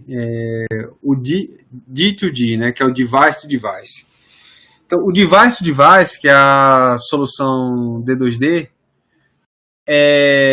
conceito. Vamos partir do conceito geral primeiro, né? O conceito geral, quando a gente fala de comunicação, é que existe um usuário sempre conectado a uma base, não é isso? Mas do final do 4G para o 5G começou a se desenvolver um sistema de comunicação que é o D2D, né? O D2D, que é quando você tem usuários se conectando com o usuário. Tá? Existe uma gerência parcial aqui da base, né? Algum grau de gerenciamento, mas a comunicação de dados, enfim, ela é feita, a troca de dados é feita entre os dispositivos, né, sem um auxílio direto da base, tá? Então, isso aí tá empregado no 4G, né? Foi empregado no 4G, mas de uma forma muito limitada, tá? Então, qual que é a ideia no 5G, né? É que se usa esse tipo de comunicação, tá? Para você exatamente aliviar o espectro de comunicação.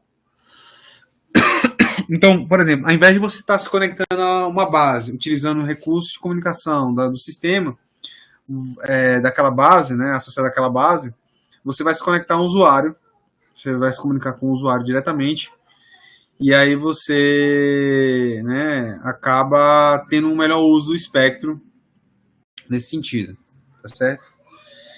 Você pode estar reutilizando os recursos, né, da célula, tá? Embora assim você não se conecta com a base, mas em alguma frequência você precisa estar atuando, né? Então você vai precisar atuar numa frequência em que a base não está atuando. Ela não usa todos os recursos de frequência dela ao mesmo tempo, sempre tem algum recurso sobrando, e é um desses recursos que o usuário ele vai tentar, essa comunicação D2D vai atuar. Tá certo? Então vai ter esse reuso dos canais de downlink e uplink para os serviços D2D. Tá? Um aspecto muito importante e desafiador é exatamente esse controle de interferência, né? O controle de potência pode ser coordenado, né, entre os usuários D2D e pode ser também coordenado, né, com outras células, tá bom? É possível fazer isso também, tá? Então, essa comunicação é bem interessante porque ela realmente traz um uso mais eficiente do espectro. Agora, o que a gente precisa entender é qual que foi a diferença, né? Por que a gente destaca o D2D no 5G como sendo uma tecnologia que pode ajudar, né, uma solução que pode ajudar o 5G a melhorar as taxas a reduzir os atrasos, né, ou reduzir a latência, né? Porque no 4G já tinha o D2D. Acontece que no D2D, no 4G, ele era extremamente limitado, né? Então o que acontece?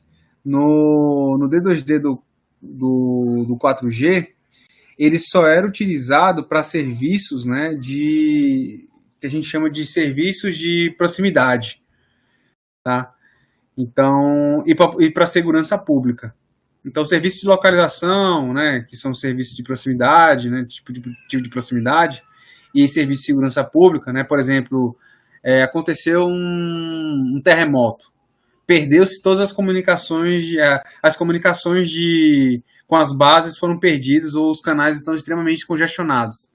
Você pode lançar mão de um serviço do tipo de uma comunicação D2D para implantar um serviço de emergência, né, de chamada de emergência para esse tipo de situação, tá? Então isso aí já estava previsto no 4G. Agora do 5G em diante, né, do 5G, a evolução é que já existe um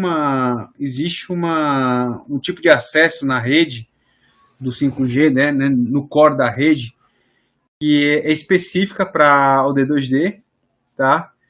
E isso aí possibilitou não só esses serviços de proximidade, como também de segurança pública, mas a implementação de outros serviços também. Outros cenários são possíveis, né?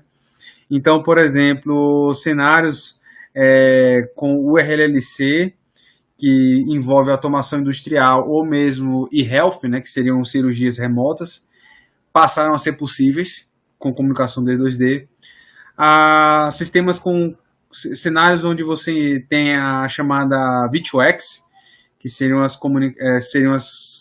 comunicação de veículo com qualquer coisa, né? Então você tem veículos comunicar veículo com estruturas, veículos com outros veículos com humanos, tá? Então é o chamado V2X, então passa a ser possível. Massive Machine Type Communication, também é uma outra possibilidade, que é o MMTC. Você passa a poder utilizar o D2D para esse tipo de situação, tá? Gerenciamento de interferência, né?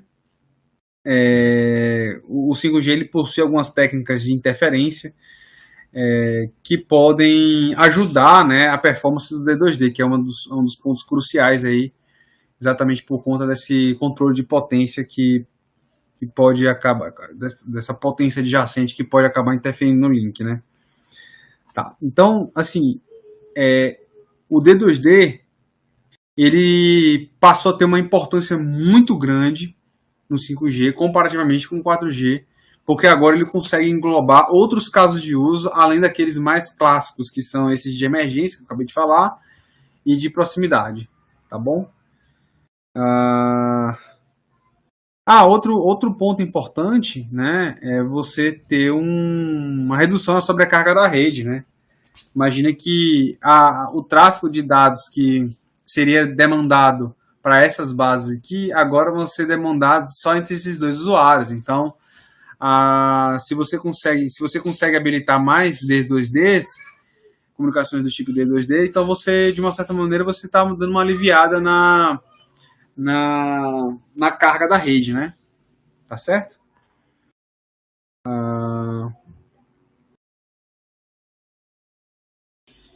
Bom, então o D2D foi dessa última leva aí de tecnologia, foi a que a gente conseguiu, né? Foi essas aí que explicam a redução na latência da rede, né?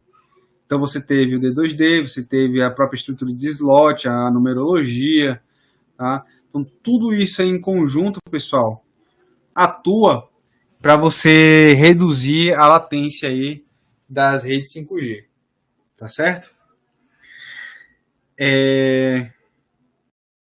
Deixa eu ver aqui como é que tá. Acho que dá para falar sobre a cobertura. Bom, então agora, pessoal, vou falar um pouquinho da parte de cobertura, né, de cobertura de sistemas de comunicação. A gente já falou disso lá um pouco na parte de espectro, né? E essa parte de cobertura está muito relacionada ao aspecto da frequência que você opera. Mas isso não é o único.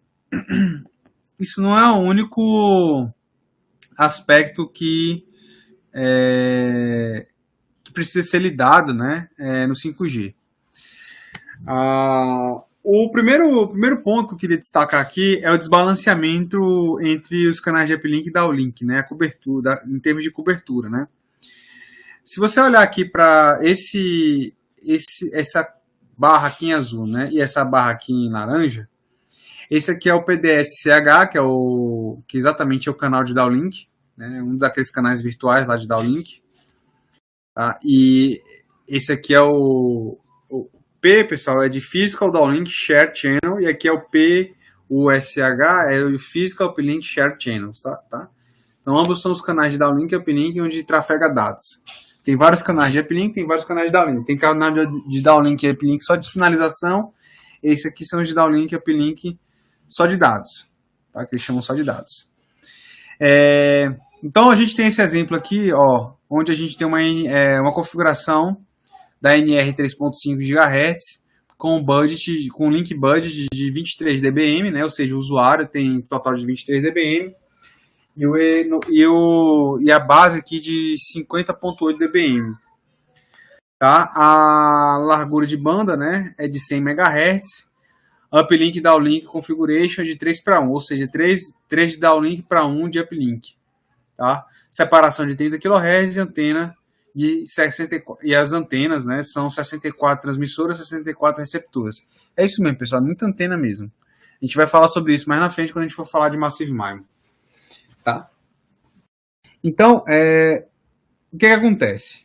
Né? O desbalanceamento do downlink e uplink se refere a uma situação de cobertura da área de uplink e downlink que não estão alinhadas de maneira igual, né? Então, como assim? Devido a determinadas inconsistências da rede, ou mesmo o aspecto que a potência de downlink é maior do que a da uplink, ou as condições de canais são diferentes para o uplink e downlink, e isso dá uma assimetria, né, um desbalanceamento tanto do downlink quanto do uplink, tá certo? Por exemplo, né, se a gente for pegar aqui a estação base, né, vamos analisar ponto a ponto aqui os fatores que contribuem para esse desbalanceamento. Então, se você pegar, por exemplo, essas duas primeiras linhas, né, isso aí é o desbalanceamento devido à assimetria de potência, né? Então, tipicamente, a potência do usuário ela é menor do que a da base, né? Então, isso aí já te limita na questão da cobertura, né? O usuário ele consegue, com menor potência, ele cobre uma área menor. Então, o canal de uplink, assim, naturalmente, ele tem que estar o usuário tem que estar mais perto para atingir uma boa taxa de dados. Enquanto que o canal de downlink não. Como é da base para o usuário e a base tem uma potência maior, o canal de downlink vai ter uma cobertura maior, vai ter uma vazão de dados maior, então tem esse desbalanceamento com relação ao uplink e downlink. Tem também a questão das bandas, uplink e downlink, tá? Então, em alguns sistemas de comunicação, uplink e downlink operam em frequências diferentes, tá?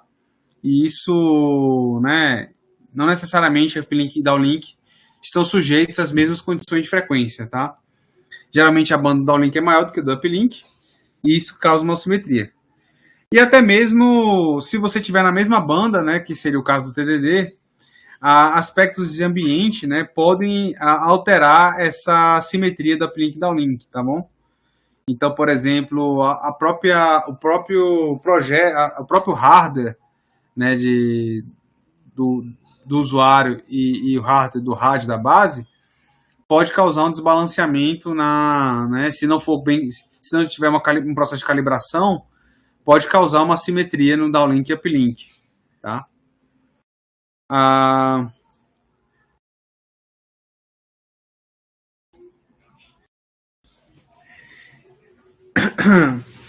E aqui a gente consegue perceber, tá? Nesse cenário aqui, deixa eu só voltar aqui. Tá. Aqui a gente consegue perceber no exemplo, pessoal, que a performance, né, na banda C, que teoricamente a banda C teria aquele compromisso, né, aquele bom compromisso entre banda né, e cobertura, né? Então veja que aqui o que está em vermelho é exatamente o canal de downlink, seria exatamente a distância, tá? A cobertura, então aqui seriam cerca de 750 metros, enquanto que o uplink só chega a 300 metros, né? Isso aqui dá uma taxa aqui, né? 10 megas de uplink, 10 megas de downlink e 1 megabit de uplink, tá? O azul é uplink e o vermelho é downlink. Então, veja que essa simetria ela permanece nas áreas, tá certo? Aqui eu aumentei as taxas, portanto, se as taxas aumentam, né? Pela SNR, para poder manter. Se eu aumentei taxa, é porque aumentei a ordem de modulação. Se eu aumentei a ordem de modulação, eu preciso de uma SNR maior. Significa dizer que eu tenho uma cobertura menor. Tá? Então, os dois acabam perdendo cobertura. Isso aqui é para ambientes urbanos, né? Áreas urbanas típicas. E se a gente for partir para áreas densas, isso ainda é pior, né? Isso se reduz ainda mais. Tá certo? Então, você tem esse problema, né, de assimetria aí nesses canais. E aí, como é que eu faço para resolver, né, ou para mitigar isso daí? Bom, tem algumas estratégias, né? Então, uma possível estratégia é o que a gente chama de seria o suplementar, seria o uplink suplementar, né? é você criar um canal de uplink suplementar. Então, por exemplo, isso é uma nova estratégia, né, para você tentar compensar a insuficiência do canal de uplink. Então, vamos pegar aqui esse caso, tá? Eu estou aqui na NR com 3.5 GHz. Esse aqui é o meu canal de uplink, tá? Claramente, esse usuário aqui está tranquilo, né? Ele está perto da base. Então, essa área de cobertura aqui é o suficiente para dar uma boa vazão no canal de uplink. Agora, essa não. Essa área aqui que está muito larga, né? Ele está com uma baixa taxa de... o downlink dele está em 10 megabits por segundo, mas o uplink dele está muito ruim. Tá? Tem um gap aqui de 13.7 dBs aqui. O que acontece aqui? Para eu resolver esse problema é você criar um canal de uplink suplementar. O que seria esse canal de uplink suplementar? Você vai utilizar uma outra banda, uma banda sub 3, tá? Onde nessa banda sub 3 você vai utilizar essa banda única e exclusivamente para um canal, para compor o canal de uplink. E aí sim, como a frequência é menor do que 3.5, você aumenta a área de cobertura e aí consegue servir esse usuário adequadamente no canal de uplink. Tá certo? Então, é uma tecnologia extremamente importante. Ela pode ser utilizada, por exemplo, em canais indoor e outdoor, certo? Então, quando você tem prédios, né? Prédios e podem realmente reduzir significativamente a potência do sinal, né? Tá certo? Redes heterogêneas, a própria topologia, né? Topologia do relevo pode ser um aspecto que vai derrubar o sinal e aí, consequentemente, você vai ter um canal de uplink mais frágil. Então, o suplementar do uplink, né, o uplink suplementar, ele vai acabar podendo suprir esse problema, tá?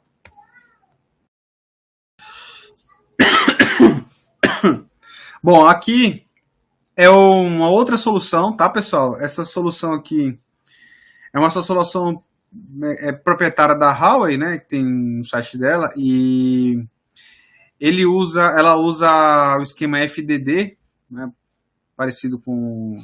Ele usa uma espécie de uplink suplementar, tá? E que exatamente para ser utilizado na banda C, exatamente para você compensar as perdas de canal, né, as perdas envolvidas no canal de uplink, tá certo? E tentar balancear um pouco mais essa diferença entre uplink e downlink. Bom, pessoal, vou dar uma parada por aqui, tá? A gente já conseguiu cobrir 4 itens aqui do nosso tópico 2. Na quinta-feira nós vamos seguir aqui para o nosso quinto tópico, que seria o tópico de Massive MIMO, certo? Os slides já estão disponíveis. Eu fiz algumas pequenas alterações referente aos slides da semana passada, então baixem a nova versão, tá? E no mais, eu agradeço bastante aí a presença de vocês. Deixa eu só ver aqui as perguntas aqui, que tem 2 perguntas, parece aqui. Deixa eu ver. Um símbolo equivale a uma subportadora naquele intervalo de tempo? Não. Um símbolo FDM, ele tem várias subportadoras, tá? Cada símbolo FDM, eles são compostos de... Eles têm... Bom, aí depende do sistema, né? Mas tem 70 e... Acho que são 72 subportadores, se não me engano. Tá? Então são muitas subportadoras. Acontece que se você pegar esse total de subportadoras, pegar 12, isso vai dar exatamente um resource block, né? Um bloco de recursos que eles chamam no 5G e no 4G. Tá? Então o símbolo ele tem muitas subportadoras, muito mais do que só 12. Essa configuração do slot para atender as exigências é feita na camada de aplicação? Não. Esse requisito de slot é o seguinte, deixa eu voltar aqui.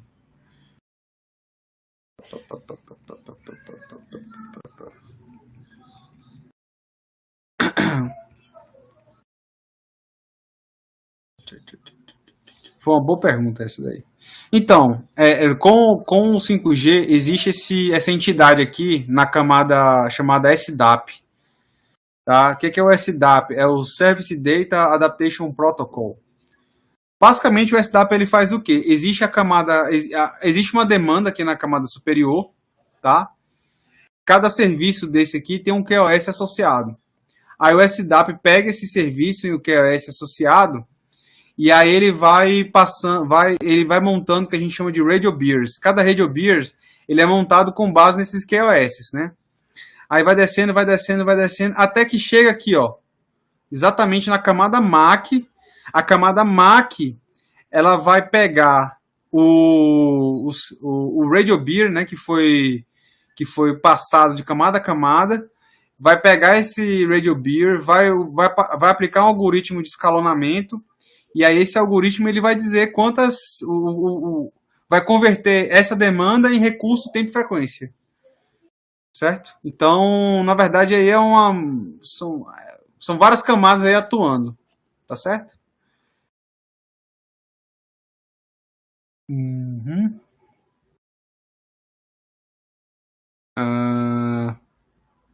Bom, pessoal, então os slides estão disponíveis, né? Aí eu acho que com essa aula de hoje, com a aula de aula passada, tentem juntar e fazer os links, né?